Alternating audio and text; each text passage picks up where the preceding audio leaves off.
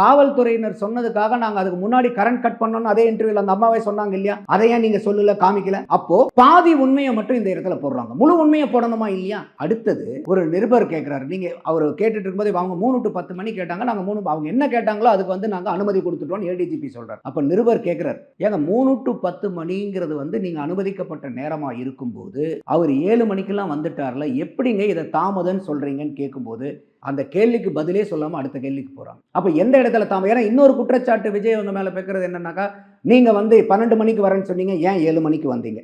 அப்போ விஜய் தரப்புல இருந்து என்ன தவறு பண்ணிருக்காங்க அப்படின்னாக்கா, ட்விட்டர்ல 12 மணிக்கு வரேன்னு போட்டது தப்பு.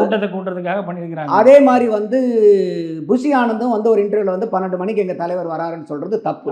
காவல்துறை எதுக்கு நடவடிக்கை எடுக்கணும்? யாயா உனக்கு கொடுத்த பர்மிஷன் 3 to 10, எதுக்கே நீ வந்து 12 மணிக்கு எங்க தலைவர் வருவாருன்னு சொல்றாருங்கிற நடவடிக்கை எப்ப எடுத்திருக்கணும்? அதுக்கு முன்பாக அறிவிப்பு வந்த உடனே வச்சிருக்கோம். ஏன்னா காவல்துறை சொல்ற குற்றச்சாட்டும் இன்னைக்கு திமுக ஆதரவா பேசுறவங்க எல்லாம் வைக்கக்கூடிய குற்றச்சாட்டு என்னன்னா, சார் 12 மணிக்கு சொன்னாங்களே, ஏன் 7 மணிக்கு வந்தாரு? அப்போ நீங்க அனுமதிக்கப்பட்ட நேரம் 3 to 10, ஏயா அனுமதிக்கப்பட்ட நேரத்துக்கு முன்னாடி ஏயா வரேன்னு போடுறது, அதை கேள்வி கேட்கணுமா?